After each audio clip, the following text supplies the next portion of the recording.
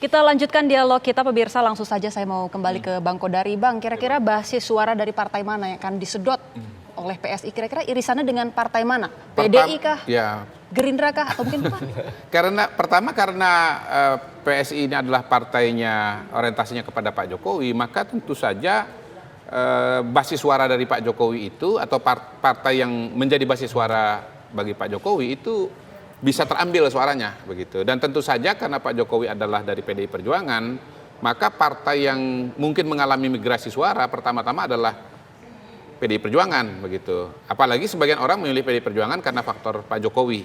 Ya, jadi saya kira kalau tahun 2019 PSI itu besar di DKI Jakarta, dugaan saya PSI nanti bisa besar di daerah-daerah di mana PDIP itu besar gitu. Misalnya mungkin Jawa Tengah, atau misalnya di daerah Indonesia Timur, katakanlah begitu. Tapi ini tidak terlalu hiperbolis Bang untuk PSI? Oh sebetulnya enggak, karena begini, sebetulnya kalau secara ideologis, kalau kita bicara pembelahan ideologi, PSI ini menurut saya paling mirip dengan PDI Perjuangan memang.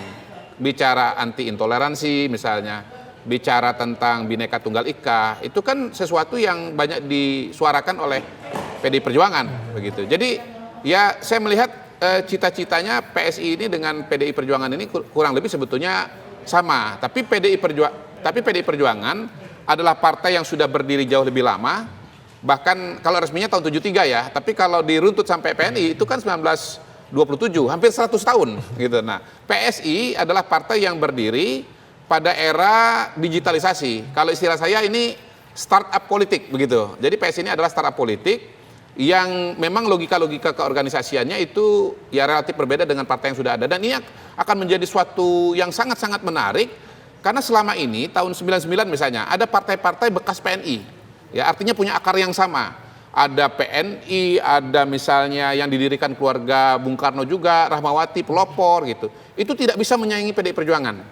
Yang kedua, ada partai-partai yang merupakan splinter group atau pecahan dari PDI Perjuangan karena konflik. Misalnya ada PNBK, ya, kemudian ada beberapa partai lainnya, itu juga tidak berhasil mengambil suara dari PDI Perjuangan. Nah ini menjadi menarik sekali untuk melihat PSI, apakah kemudian PSI yang tidak punya garis langsung dengan PNI dan tidak ada konflik yang bersifat katakanlah paling tidak secara langsung, apakah bisa mengambil ceruk suara dari PDI Perjuangan begitu. Oke, kita ke Mbak Grace. Memang irisannya PSI lekat sekali dengan PDIP, tapi apakah bisa bertransformasi? PSI tidak identik dengan perkotaan, tapi bisa belusukan juga ke desa-desa. Karena tadi sanjungannya Bang Kodari luar biasa Bang ya untuk PSI. Mbak Grace.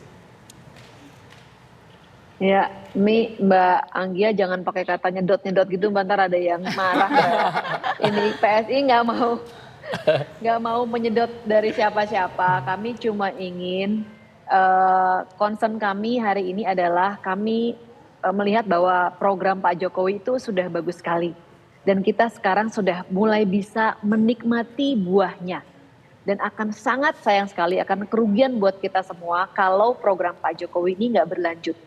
Jadi target kami atau orang-orang yang kami ajak untuk ikut berjuang bersama dengan PSI, baik itu dengan jadi caleg, ataukah itu menjadi orang yang menitipkan suara amanahnya kepada PSI, buat Anda-Anda, Bro dan Sis, Bapak dan Ibu, Akang dan Teteh, Uni dan Uda yang punya perasaan yang sama, yang merasa bahwa program Pak Jokowi sudah bagus dan ingin dilanjutkan, yuk sama-sama bantu PSI agar bisa mengawal program Pak Jokowi nanti dari Senayan, sekalipun Pak Jokowi nanti sudah selesai di Oktober 2024 gitu. Dan apakah orang-orang ini berada di kota atau di desa yang punya perasaan yang sama, inilah orang-orang yang kami ajak untuk ikut berjuang bersama dengan PSI.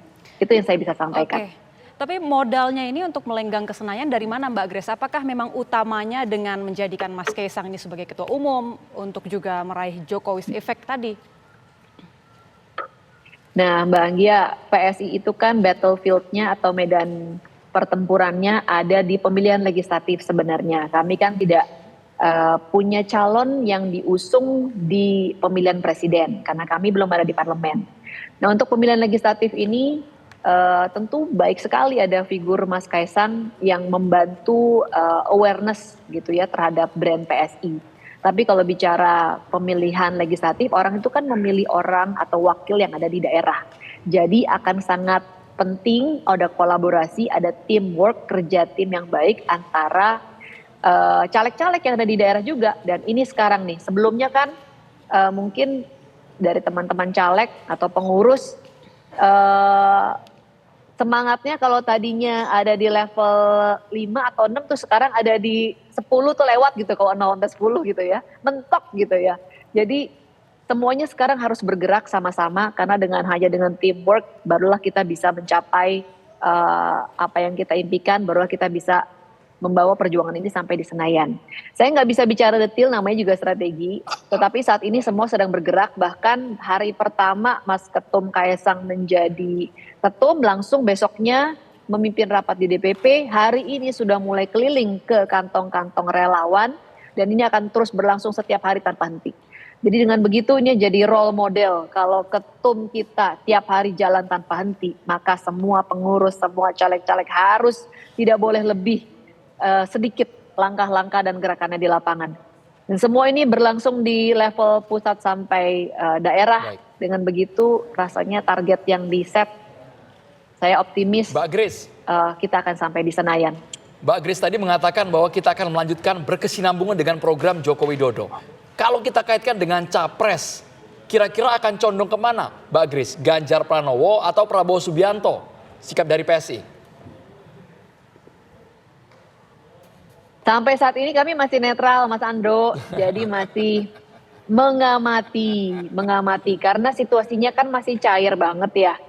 Kemarin ini saya baca di berita ada wacana penjajakan untuk menggabungkan Pak Prabowo dan Pak Ganjar. Nah, kalau ini terjadi kan petanya akan berubah lagi nih, gitu kan. Jadi kami tunggu dulu sesuai juga saran dari Pak Jokowi yang kami terima di Istana awal September. Kita amati dulu, masih akan ada banyak drama sinetron Tapi politik. nanti galau lagi Mbak PSI, Mbak, kalau kelamaan mengamati Mbak. Apalagi kemarin juga sempat Enggak. ikut kumpul dengan partai-partai koalisi pendukung Pak Prabowo. Itu apa artinya, Mbak? Ya, kalau diundang ya kami datang. Semua capres kalau undang PSI kami pasti akan datang. Tapi kalau kami nggak diundang, masa kami datang mengundang diri sendiri? Kan nggak bisa. Baik. Ya, saya kira begini, langkah pertama Ketum Kaesang ini atau Brotum Kaesang ini sangat-sangat tepat ya. Itu manifestasi dari kesadaran bahwa memang basis suara PSI itu adalah ya pendukungnya Jokowi. Nah, representasi dari pendukung Jokowi itu ada di relawan-relawan gitu. Dan sebetulnya ya balik lagi kalau istilah saya tadi, PSI ini sesungguhnya adalah relawan Jokowi yang pakai baju partai politik gitu. Jadi ini sebetulnya menyambungkan sesuatu yang selama ini belum tersambung secara formal begitu. Jadi ya ini suatu langkah yang tepat, tetapi balik lagi yang namanya relawan itu satu hal, tetapi yang namanya pemilih itu hal yang lain lagi. Ada irisan tapi tidak identik sepenuhnya begitu. Jadi Tapi relawan Jokowi bakal satu suara, Bang Kodari. Karena tadi yang sebelumnya belak-belakan Projo bilang inisial P ternyata mengarah ke Prabowo Subianto. begini, relawan Pak Jokowi itu ada dua macam. Pertama yang berafiliasi dengan partai politik, ada juga yang tidak berafiliasi dengan partai politik. Nah, memang realitanya pada hari ini relawan Pak Jokowi itu terpecah secara garis besar menjadi dua ya. Ya, ada yang ke Prabowo, ada yang ke Jokowi begitu. Nah, ini menjadi sesuatu yang sangat penting dan menarik sekali lagi kalau PSI kemudian keliling kepada relawan-relawan Jokowi dan nanti PSI akan memberikan dukungan kepada salah satu calon presiden begitu. Jadi ya relawan ini juga mungkin lihat PSI dan PSI juga akan mengarahkan relawan untuk suaranya kemana. Jadi menurut saya sih PSI ini sebetulnya akan jadi pemain yang sangat penting ke depan karena dia adalah simbolisasi partai pilihannya Pak Jokowi atau kodenya Pak Jokowi. Pak Jokowi itu saya lihat pidato di semua partai politik paling nyamannya di PSI itu. Tadi kan ada pidatonya Pak Jokowi itu gitu. Nah, jadi saya kira PSI ini pada hari ini masih kecil secara suara, tetapi secara makna, secara kode itu sangat besar, terutama untuk Pilpres 2024 yang akan datang. Baik, terima kasih Bang Kodari. Ya. Sisges, terima kasih sudah bergabung di Kabar Petang. Terima kasih Andro, Anggia, Bang Kodari. Semoga nggak cuman kodenya yang besar ya. Semoga sampai kali ini di Senayan membawa suaranya anak-anak muda dan orang-orang yang ingin melihat keberlanjutan program Pak Jokowi. Dan Mbak Grace jadi wakil ketua DPR yang akan datang atau ketua DPR yang akan datang. Kita tunggu kejutannya Iya, seperti iya, apa. iya. Terima kasih banyak Bapak Ibu sudah bergabung.